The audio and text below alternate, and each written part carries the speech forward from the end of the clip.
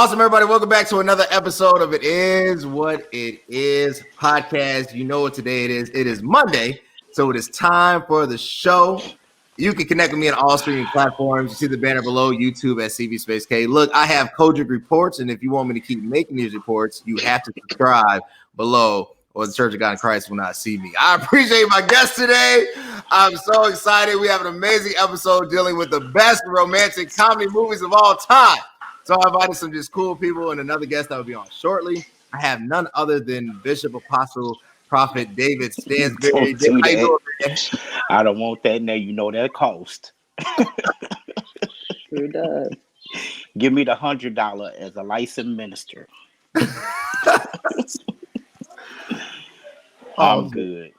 Good to hear. And I also have with us Lady Spencer. I got it right. I had the First Lady episode. They checked me a bunch of times between Sabrina and everybody else. So I have with us the First Lady, soon to be First Lady of the let me not say that. This soon to be Lady. Yes, How you doing, Lady Spencer? the name on my birth certificate. So Jasmine, Right. See. All right, cool. So you know what time it is. We're talking about the best romantic comedy movies. I'm a huge fan of romantic comedy movies. I'm a huge fan of comedy, period. And we've had some iconic movies. So for me, the best romantic comedy movie of all time is none other than Boomerang. And I'm going to explain to you why, and we're going to get into this debate. So if you can see, this is why it's the best romantic comedy movie of all time. You see these two? These are GOATs. First GOAT, Eddie Murphy. Second GOAT, Halle Berry. All-star team, all-star movie, all-star cast. Let's talk about the cast, right? Eddie, Halle, Robin Givens, Martin Lawrence, David Alan Grier, John Witherspoon, Leela Roshan, Grace Jones, Eartha Kitt, and even Chris Rock, like young Chris Rock, before New Jack City Pookie Chris Rock. This is when it all kind of happened.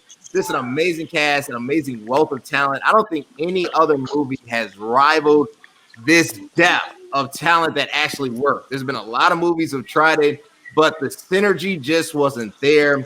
And to me, they just put it all together. I got a little clip for you guys. Hope you guys enjoy. Hopefully this plays.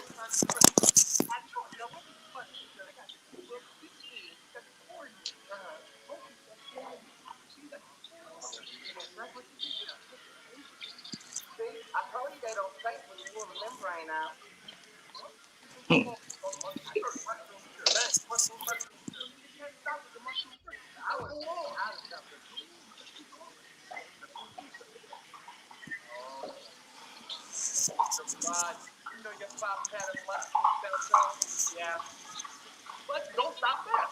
You gotta keep going. Stop! Oh, this guy was pressing mushrooms. Yeah. Listen to this, Marcus. I can tell his mom. Oh, no, it's important. I'll definitely see everything on the city. From the river to the whole thing. Didn't marry me from my.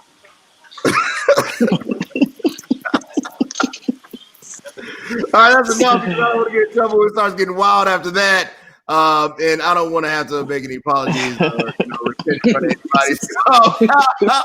But that's why there are so many classic films, so many classic lines. I think Boomerang has, to me, the all-time best classic material. I think hands down, you can't argue another movie when it comes to the plot. It comes to the characters. It comes to just the funny moments and even a real love story between or really a triangle, really, right? Between Eddie Murphy's character, between Robin Givens, and between Halle Berry. And Halle Berry actually being the second woman. Like it's wild. Like I don't even think something like that could happen. Also, welcome to the show. We have evangelist, prophetess Jacqueline Harris-Standberry. God bless you on today. Welcome to the show. You just missed my intro. I'm sorry if you start there. Let's start there.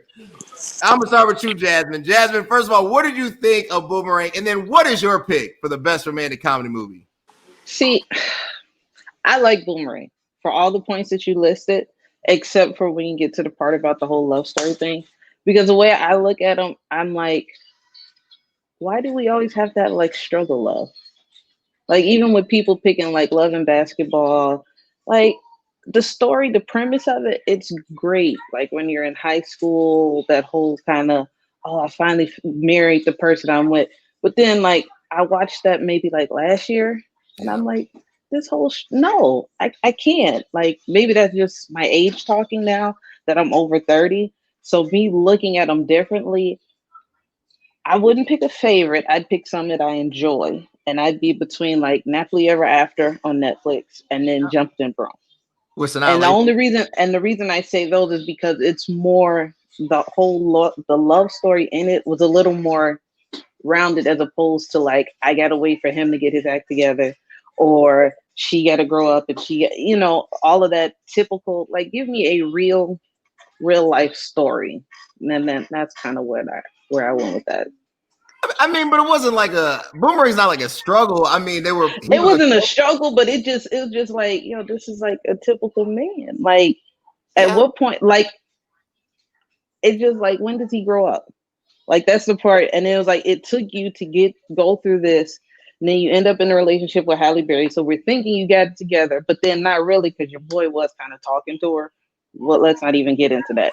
So, and you start with this, and then all it took was one more time for you to even just be in her presence. Right. And then boom, you fell back down in the same road. And then you're just like, well, I don't know what happened. One moment we were there and the meeting went well, and then I'm just, and everybody's favorite line, love should have brought you home last night. Like for real, you can't. Like when do we stop throwing the word around and then really looking at what it means before we use it? And that's the kind of struggle I have with it, but I do enjoy it. I definitely watched it the other night. That makes sense. I mean, sometimes you have to talk. I mean, they weren't married, talking to your friends. Right. I mean, I would never do that. You know what I'm Yeah. saying? I have respect for my Right. homies. I've never done that. But you I at do least it would for that line. ask, But what is it really But yeah, other than that, I enjoyed it. David, what are your thoughts? Thoughts about Boomerang, and then what is your best romantic movie? Well, I had two that I had actually dissected. Think about Boomerang. Sometimes things I realized that this person was standing in front of you all along while you was trying to play the field, and you had people like either Eartha Kitt, Grace Jones, all of them was up in there that wanted him and everything. But it was almost to me him playing the same part he played in Coming to America. The similarity is he had to come to America to, as his father say, sow his royal oaks and stuff like that. So all along, the people that he was trying to get with, or the people try to hook him up with, he already knew who he wanted. In Boomerang, it was too much like Jasmine. Just to piggyback on what she said about when is the time you're gonna grow up. It's like you're an older man. I guess it's different for me too because I'm over 50. So the thing about it is, it's like, okay, it's a time and a place now. It's time for you to grow up. Like she said, it's too much of him being doing high school stuff. Even when they was at the office, it was high school stuff. Going out to lunch, and they was like sometimes downgraded women and stuff when it came to certain situations. Yeah. And to me, that was a turnoff. And I felt that Eddie Murphy was more of the older adult than the other two, than Martin Lawrence and the other ones. He should be more of the role model of, okay, this is how you should treat women. And then you have to look at you sleeping with Robin Givens, then, or you slept with somebody before, and then you looked at her toes, and her toes was a hot mess. Then you sleep with Robin Givens, and you're like, oh, okay, this is the person, but that's not the person you still should have been with. So I think it was more of the person of Robin Givens being more of the, how can you put it, different from Halle Berry. And Halle Berry was trying to tell him in the office, you're looking for love in the wrong places, all of the wrong places. And like I say, Halle Berry been standing there all along. But then they start dating, and then he still couldn't get this plan out of his mind. he kept on doing his thing. Now you with Hallie, and now you trying to play her and still do what you was doing. Like they said in the movie, love would have brought you home. You That know, makes sense. I mean, I would never kick any woman out for corns on their feet. That I'm yeah. yet again. I'm simple like that. Auntie Jackie, thoughts on Yes, Boomerang? Thoughts sir. on Boomerang? Well, let me tell you.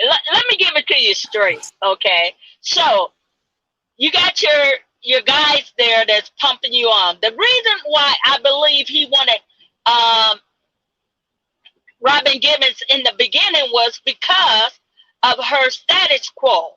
She was this big professional person, and she had a lot to offer.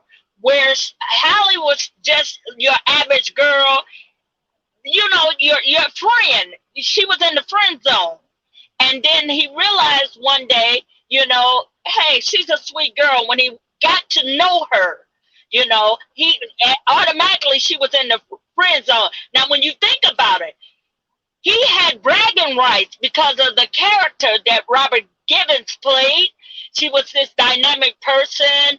Every man wanted her literally. And he was like, hey, I'm with this girl. But he forgot that just like, you put all your into it, not because you got to know her, it's because that everybody wanted. Sometimes we want people that everybody want, but yet that doesn't make us happy. Say for instance, the girl gets the guy, he has all the attributes that she looked for in a man.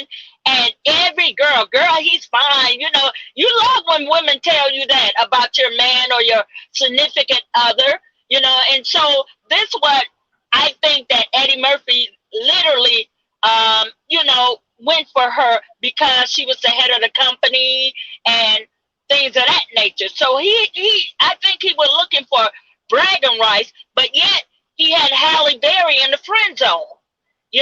Then when he had a good day and they were in a moment, they were enjoying it, and their flesh took over. And so he started dealing with her based upon that moment, and he never really got a chance to know her until realized, when he going back and forth with Robin Gibbons, that's not what he really wanted.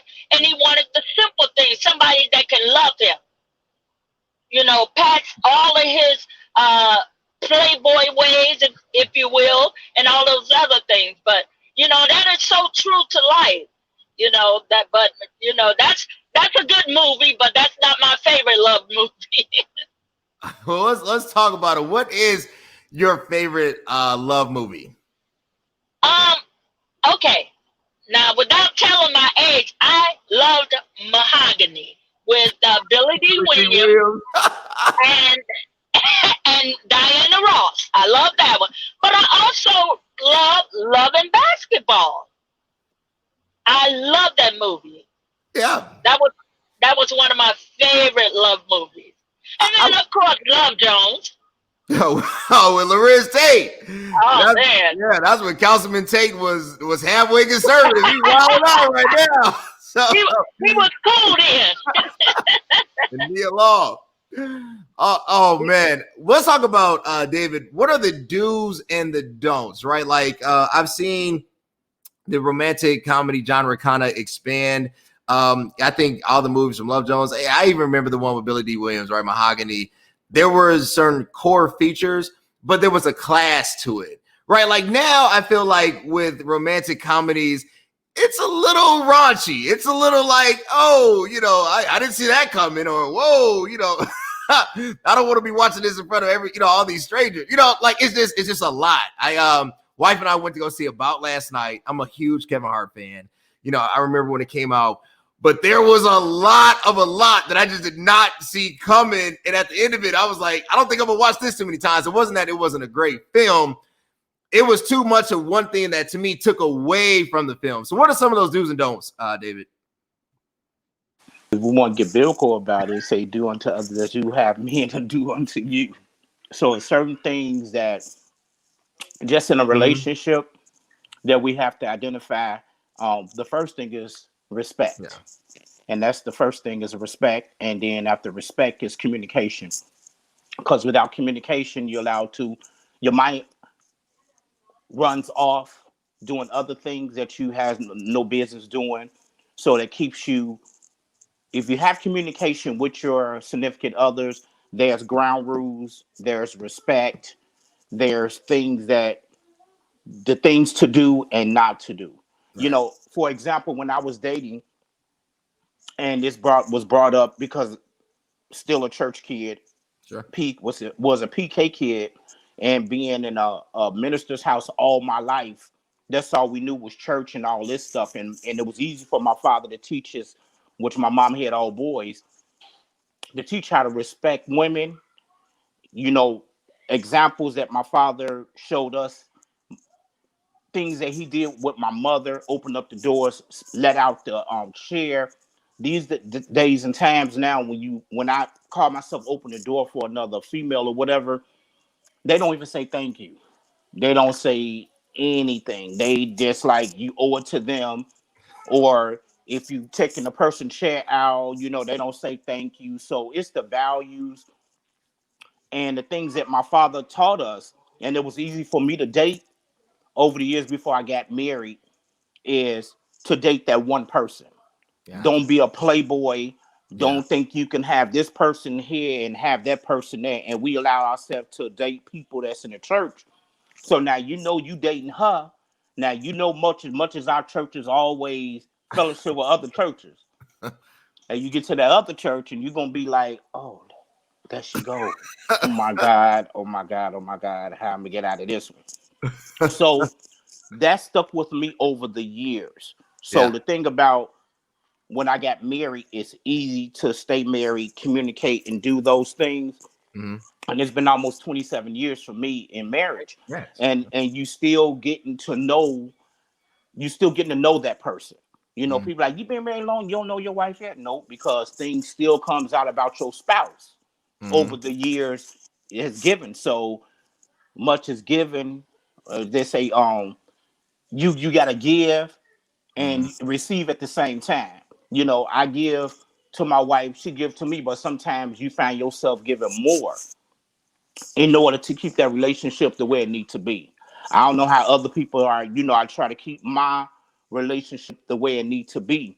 Sure. So that's the do and the don't as far as my relationship is being rooted and grounded in that I was taught growing up. And the do's and the don't is don't go out doing something that you don't have no business doing. That's a don't. Sure. So after a while, you're going to get caught. Sure. No, makes sense. Yep. Lady Spencer, um, you know, when you and the right Reverend Matthew are on your dates, right, and you decide to pick a movie, and you're like, hey, Brown Sugar, Love and Basketball, The Best Man 1 and 2. What separates those from the other? Is it that the fact that all the same actors are in it, so it's kind of hard because Tay Diggs is everybody, or Morris Chestnut True. is the same person? How do you make that choice? Um, I don't know. The biggest thing would be how do I feel in the moment? Do I feel like having a discussion after we watch this? Like, let's say if we do The Best Man, do I feel like going into that conversation after the fact? So, like, which one of them was really wrong, though? Oh, the Because first one? the first one. So Okay. even though Lance was doing this thing, he was the football player, he was doing this thing. He's like, but I still got her. I know she's loyal to me. Yeah. Not gonna say the line he ended up saying, but he said what was good. So, but then you have Mia, Yeah. and even though it was the one time with Harper, which one was really worse though? Because she picked her. So do I feel like going down that road, or do I just want to be like, okay, no, we'll just sit and enjoy it? Like David was saying with the communication, sometimes things you'll pick up on things and it'll spark a conversation, and you'll be like, so what do you think about that? And then it helps you really pick that person's brain even further, because people change even in the short time that it's just been us. Even in that time, I know my mindset on how relationships go, the communication of it, just what you should bring to the table, how you should look at it. That lens, it's ever evolving. One, because you have different movies to spark the conversation.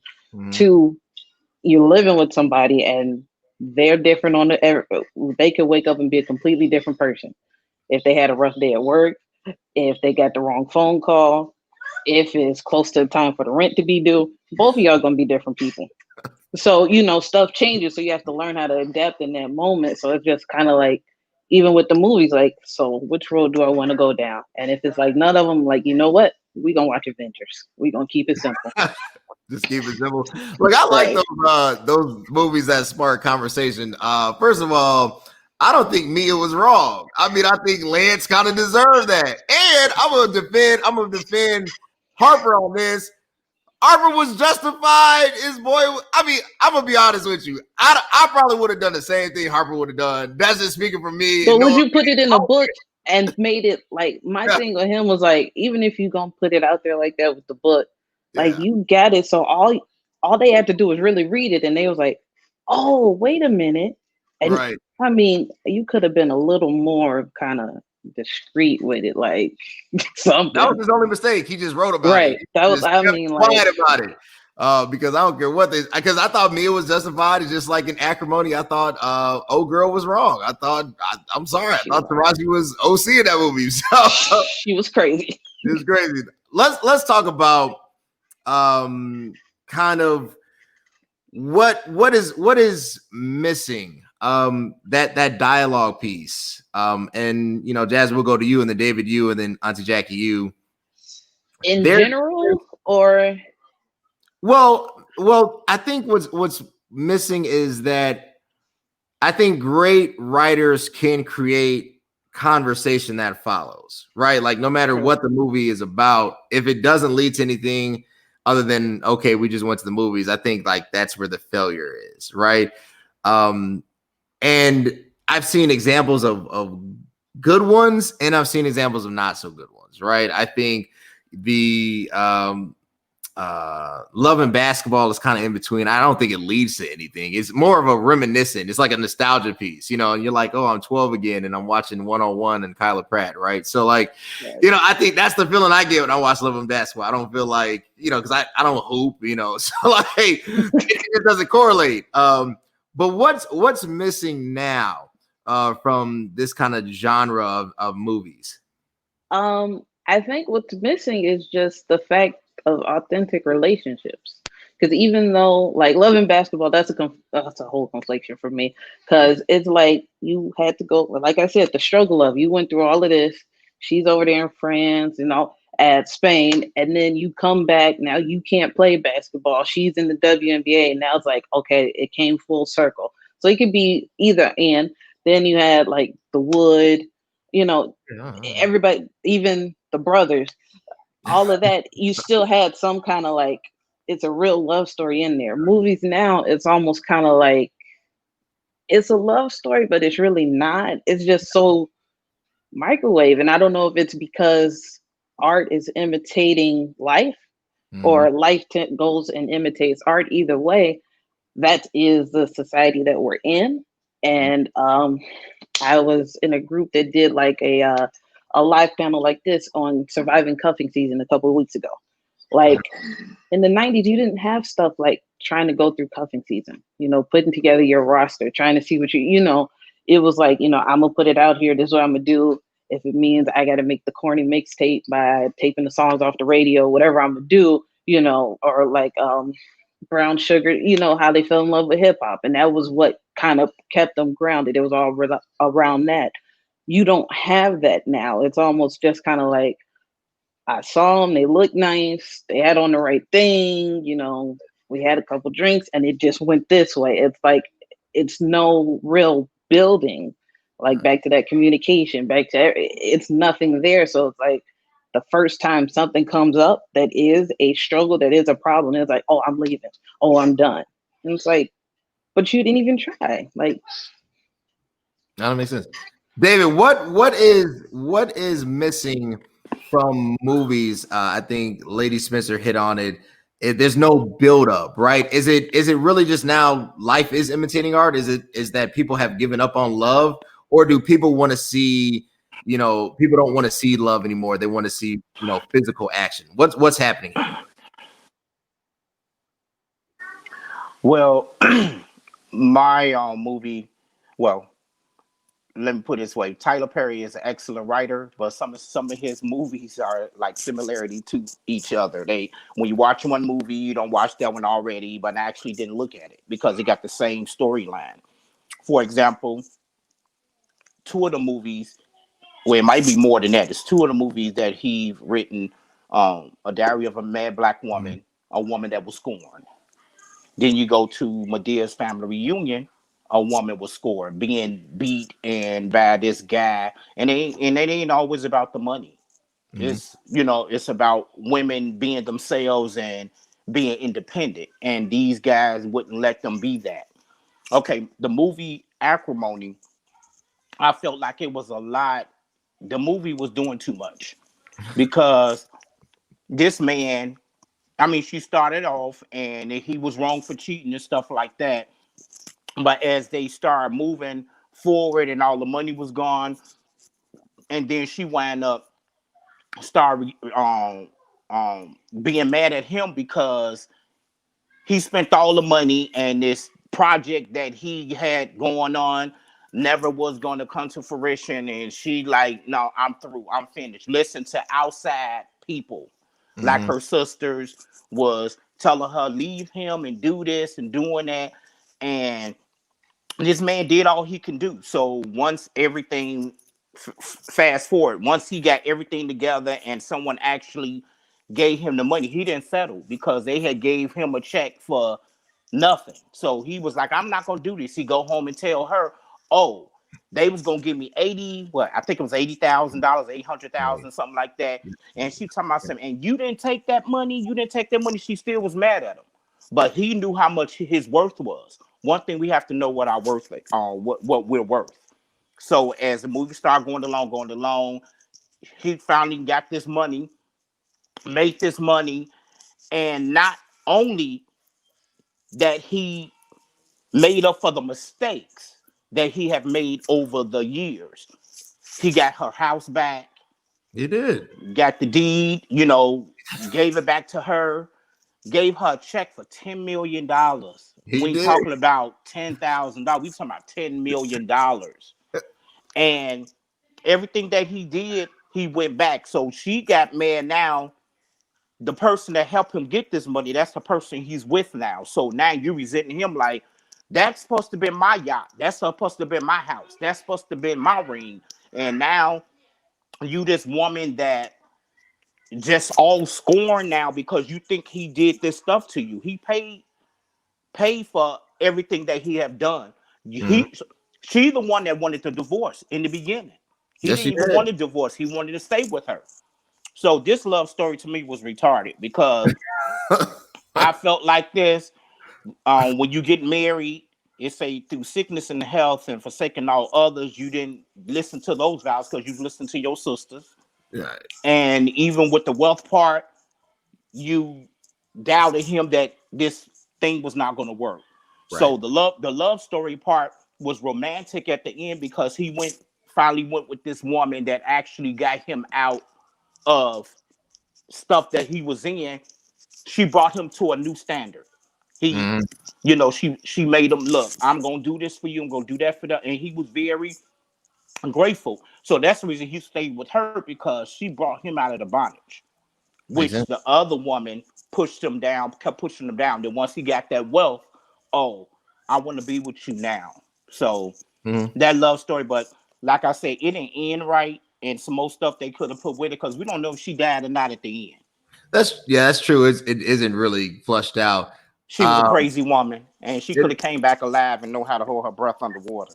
Auntie Jackie, Acrimony, the movie of movies that always start an argument. Look, my wife and I went to go see this movie with the elder Jason Jameau and his wife, and let's just say the conversation that followed after that was just hilarious because, of course, as men, we're going to support the guy. I think he was lazy. I think he was trifling in the beginning. The cheating thing, I Sharon Kelly's my mama. So if there ain't no ring on it, it don't count. That's just the way I was raised. So I'm got to rub on that. So I don't know if I agree with that, but she put up with it. He did spend all the money. He was bogus, but he had a dream. He stuck with the dream. He didn't quit on the dream. And then when he got it, she had already filed for the divorce. And then now she's left holding a $10 million check. What are your thoughts on this? Well, I have to agree with, one thing about it. A woman, even let's go biblical. A wise woman buildeth her home, but a foolish one tears down. If you're going to be with him, you got to believe in him. You got to believe in him. You got to pray. I mean, me personally, I would have been doing backflip with that $10 million, and I'd have been like, peace. I'd have threw the peace sign at him, But, I mean, he had a dream, and marriage is a give and take. You have to compromise. Either you were going to support him or you won't. But one thing that she did, that she allowed her family and all these other inputs to make her make decisions. That's a no-no. That's definitely a no-no. Now back to what you were saying, Cody, regarding movies. It's all the majority of the movies you can predict. Oh yeah, they're gonna fall in love. The problem is, how do you keep the love in the relationship?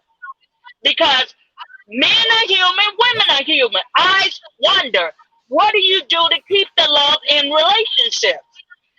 Now, a lot of times we don't differentiate, we don't dwell on that.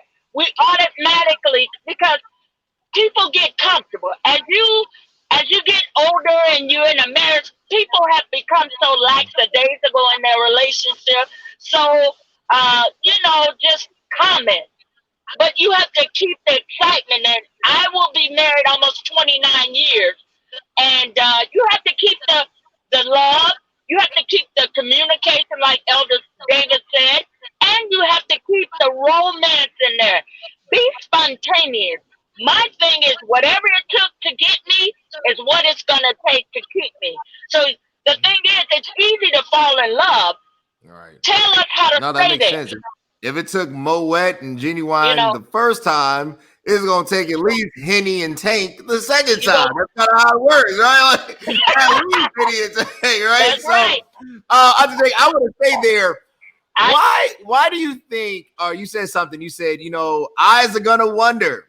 So let's talk about that. Let's go a level deeper on that. Why, from movies to church, how come we won't deal with the truth of relationships, right? Like, hear what I'm saying. So this isn't interpreted wrong. That interruption can happen. I'm not talking about cheating. I'm talking about interruption, whatever that means, right? Why is interruption such a topic of phobia and something that we won't address? Really, a lot of times we don't want to keep it. We want to keep it holy, but we don't want to be platonic. People need you to know that you are human. You made mistakes. If you went out and cheated on your wife and she forgave you, that's it. But a lot of times we want to act like we have no temptation. We want to act like we're perfect. We want to act like, our marriages are hunky-dory. Marriages work. It's what you put in it. I tell my husband, I invested in you. You ain't going that easily. And vice versa. And he tells me, well, I invested in you and you ain't going easy. I ain't trying to go. 28 years, I ain't going nowhere. If I go out the front door, I'm coming in the back one. So we have to keep that tenacity, keep that communication, keep the romance, the love. A lot of times we are so bound. The bed is undefiable. Whatever pleases your husband, please him. After you shout hallelujah, you got to go home and be a woman. You got to go home and be a wife. After you done preached all your sermons and all of this in church and directed and did whatever, you still have to go home and be the man of the house. You need to teach a class called "Go Home and Be." Yeah, you gotta go home. I mean, you gotta go home. Listen, I don't care what I do. I work and whatever, but I still have to go home. The house have to be clean because I'm a neat freak anyway. He get a hot meal. If my husband gonna work all them hours and provided for the family, he ain't coming home to me looking any kind of way. He's not coming home to a nasty house. None of that. You have the home his castle. If he's the king, you the queen, make that home the castle. So, you know, a lot of times we get so complacent and it's ridiculous. We don't keep ourselves up. We don't even love ourselves. Oh, he ain't going nowhere. You know, he looking all good and he gotta look at you, hairnet and hair rollers and looking a mess every day. Nah, believe me, you have to keep up yourself. You have to keep the love in there, you know, and you have to, you know, it's a shame that so many young women, that's why they single, they're not even ready for marriage material. They can't cook, they don't clean. All they care about is their outer appearance. That's not enough. Not at all. After all that, he gonna know what are you bringing to the table. No, that's so true. See, I still believe in that generation, like my mom taught us. You know, they come from the South. They serve their husband. So I'm the same way. And I tell my daughters now, you know, you got to make sure your husband material. After you look at the outside, what is left? Can you cook? Do you clean? Are you organized? Are you a type of person that'll help a brother? You know, are you the type will build him up? Hello. I ain't saying no couch potato. If he giving you something to work with it.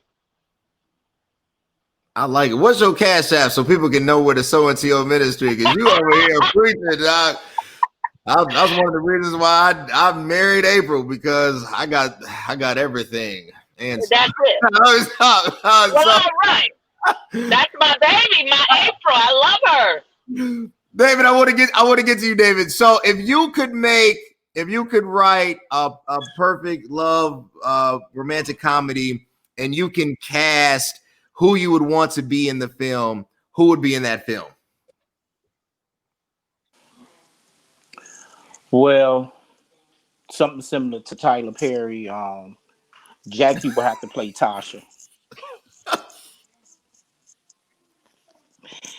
Because for the simple fact, she don't have no filter. She gonna tell you like it is, and she don't care. At the end of the day, you still gonna be married to her at the end of the day. So, like I said, I'm gonna see. I think I would let my brother play Tyler Perry part, because he's the quiet, don't care-ish type of attitude. Like, he try to keep everything in order and try to do things right and stay in character and stuff like that. So it's certain people certain people have certain personalities. So you know what parts that they would play. And as far as the love story, I mean, as far as me casting people, and it'll have to be people that been examples in front of me. So if they've been an example in front of me as far as couples, let me put it this way. A lot of people used to say, I used to hear a lot of people say, I never see you post a lot of things on Facebook about your wife or about certain things about your relationship. Some things you have to keep private. I tell people I don't have to post things on Facebook when it pertaining to my love life with my wife. Right. What goes on in my household and in my bedroom is what me and my wife do. Right. So a lot of people say, and then you have to you be surprised how many couples put things on Facebook about their spouse, and it's the worst thing. It's the worst thing in their household. They don't respect their wife. They don't respect their husband. They just putting this stuff on there, make it seem like it's peaches and cream. And being a married couple, you know there are obstacles. There are situations that we go through every day. Personality changes. Like I said, it's hard to, like I say, I'm not going to put things on Facebook that I know ain't happening in my house right now. So, and we, as being men, we do have wandering eyes, and some women do too. Being honest and being upfront, Right. we might be in the mall and there be another woman walk past, and it don't have to be her body. It could just be what she have on. Be like, oh, okay, that's nice and attractive, Yeah. But I feel like this, baby, don't get upset because I'm wondering and my eyes are wondering. Remember, I'm with you. I'm going home with you. I married you. So nothing that you have to worry about when it comes to things. And the Bible said, no man is exempt to when it comes to temptation. Mhm. So it's temptation out there. So we don't have to be phony. We're spiritual, we're saved, sanctified, filled with the Holy Ghost, but Mhm. we still have that human side. Hello. And as far as men, we wonder, our man wonders more than a woman. We gonna wander off, but don't wander too far where you don't get lost now and you forget what you have at home. Yep. So, like I said, my sister-in-law was saying, my sister was saying, you know, you my thing is a turn off when it comes to women. When it comes to women, I have a pet peeve. If Sure. I'm out, I don't like when my wife wear a bonnet around the house. And you got this bonnet on all night. Okay, you got your head done and you got your bonnet on to go to sleep. Okay, we're up now. You need to take that bonnet out and shake the whatever that you're gonna shake out. Right. That's my thing. Ain't nothing like an attractive woman, once, because sometimes some people get married and they feel like, okay, I got him now. Now I can just do what I want to do and dress how I want to dress. And, you know, even when it comes to my wife or whatever, back in the past, when we first got married, I knew when she was mad at me because she'll put on this grandma outfit with a whole bunch of flowers and stuff. And I'd be like, oh, it's one of them nights. Oh, okay. So what time of the day it is. So Right. yeah, but like I said, we as men and like I say, women too, but more men than women. I'm giving women their kudos. They wander off, but they don't wander off like we do. So That's when true. it comes to respect, it's still Right. respect. If I'm gonna turn and look at her, kind of hurry up and look at her when she walk past, I ain't gonna be still walking and my wife just talking to me and I'm still looking back and she was like, oh, okay, is it like that? Take a peek and keep it moving. Right. So I shouldn't have to defend myself now because, like I said, it's been over 27 years now. So it's like if my wife say something, I'll be like, oh, but look, you're in the car. So I know when my wife is mad at me. I know when my wife is mad at me, and the Yeah. rest of the other women might do that too. But she'll look out the window the whole time we going home, the whole time. So I look at these things. So, but at the same time, I still respect her. So Right. still respect at the end of the day. No, that's amazing. That's amazing. I've mastered the look down technique. So like if I see something coming in my way that I know I can't handle, I'll be at the gym, I'll be like this. And nobody even knows. Nobody knows. I'm just staring down at the floor the whole time. I Okay, think I'm in prayer. you know Jasmine, better. right, Lady Spencer, I want to get to you. You are besides myself, the millennial on the show. Let's talk about this, right? So the wonder test, it happens. Obviously, we try to limit it to the best of our abilities. But creating that spark, and then what would you like to see in a movie that reflects that fight for love? So a two-part question for you, and then I know because David said it's football night, it's Monday. I'm gonna hit him with the last question, and then I'm gonna let you guys go. So when it comes to really creating that spark, and then how, if you could create a perfect movie and cast who you would like to cast in it, how would that movie go? Oh, wow. Okay. Let me answer the second part. The second part, I would do a Like a millennial black version, version of the Notebook, and the reason I picked the Notebook was because throughout everything that happened, like they were still trying to come back to each other, even yeah, though she ended up getting married to somebody else. He got shipped off to war. no matter what happened, their hearts are still tugging towards each other. And if we could get a version of that showing modern Mm-hmm. day minorities doing that, instead of getting in a position, well, you're not around, so I'm gonna just do what I got to do until I can get to you again, because that's kind of what we're presented with social media and everything. Like, we have so many options and with so many people doing long distance relationships too, you have that ability, like, well, you're not here, and yeah, my heart's committed to you, but I'm still kind of play around and do what I need to do. But to show somebody really being young, committed, and going through that fight of what they need to do to make it work, that would be my perfect The movie. spark. So the What was the wonder first part test. again? Eyes going I just want everywhere. the spark. I think, and I can only deal with this in my vein. The one thing that causes that, I believe, is that, as Jackie was saying, in church, we're not transparent about these things. Like, they'll tell you growing up, okay, no, you're not supposed to date till you get to a certain age. Don't be in this boy's face. Don't do that. Right. Don't keep your dress down. Do all of that. Okay. And then, okay, but you got to get married because it's better to marry than to burn. Then as soon as you get married, then it switches to, okay, now you got to pop out kids. And you're like, wait a minute. You told me not to do all of this. And now, just because I've stood here and said I do, you want me to switch, but you haven't switched the way I think about it. You haven't switched the way I looked at it. You told me my whole life this was wrong, this was dirty, I shouldn't do this, flee from it, all of that. Now I'm supposed to just turn it on and know how to do this. Like, no, you didn't tell me that. Like, you have to teach us that the way you taught us to stay away from it, even though they really don't teach that to the male population, but we won't go there either. You know, No, they no, but don't. they They don't. don't. That's the Not exact as much opposite as they word. do. Yeah. Not as much as they do Yeah. women. Just being honest, they don't. But if you just teach us that, even like if you do like counseling and all of that, that's like one area that is kind of grazed over. They don't put that into it, and it's like, that's what we need, especially in a day where you have so much that's visible. Like, you can, in your phone, you can find some of Right. everything in less than 2 minutes, and you don't even have to be looking at for it. It could just pop up, a commercial, anything, a movie, whatever, it pops up.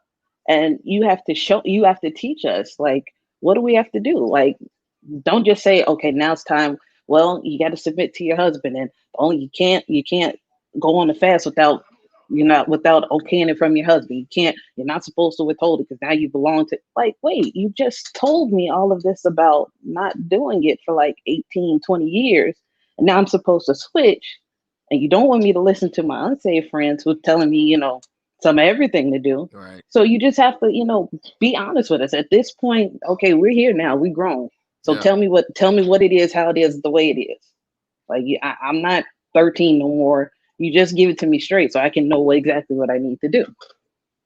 No, that's beautiful. That's amazing. That's why we need Auntie Jackie to teach the class. Auntie Jackie, I'm commissioning you to teach a class in the convocation called I got Women, you. Thou Art Loose for Real. I don't know what they teach. No, I'm joking. No shots fired. I was just joking, Jake. So sue me.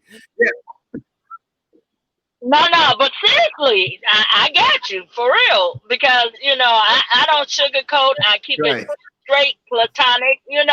For real. But one thing that I heard is a difference between wandering and a look. Now, if you wandering, you still wandering, and you got a wife, something is not there. That means she got to step her A game up. If your eyes are still wandering, she got to step her A game up. Now, it's different between a glance and a look. A wandering is a long stare. With wandering comes thoughts in your mind. That's a big difference. Comes imagination. So a wonder and a look is, and a glance is in that ball game together. But a wandering, that's not too cool. You better wonder how you gonna get home. You keep wondering. But you know what? Honestly, I like to joke around, but marriage is serious business. You don't, a lot of time people they're not teaching after the wedding. Everybody, oh, this beautiful wedding. 6 months later, you ready to get annul? That becomes the living then. After the wedding becomes the real marriage. Mm-hmm. I told somebody and they didn't understand what I was saying. I said, within 5 years of marriage, you're yet in the growing stage, getting to know your significant other. Well, you can't say that. You can't. Believe me, those are some tough times because here it is. You lived at home, but you got married. Now you're on your own. You are adjusting to each other. Some people say, I'm glad I lived with him before I married him. Else we wouldn't have married. I don't know about all that. But during our first 5 years of marriage, we were adjusting to each other. We were getting to know each other because we knew each other from one aspect, but we never lived together. I'll just say this one thing. When my husband and I got married, and him being a man, leaving that toilet seat up, he told me if he forget to let it down, pinch him. For the first year, I pinched him so much he had bruises everywhere. But that was the thing. He forgot that now you're living with a female. You can't leave the toilet seat up. Right. Just like I'm like, okay, I got a husband now. I can't leave rollers in the bathroom, the curling irons, and the makeup on the sink. We're sharing the bathroom. So a lot of stuff you're learning as you go on. Each year, you learn more and more about your spouse because people do change in the area of marriage. Sometimes they grow, they become older.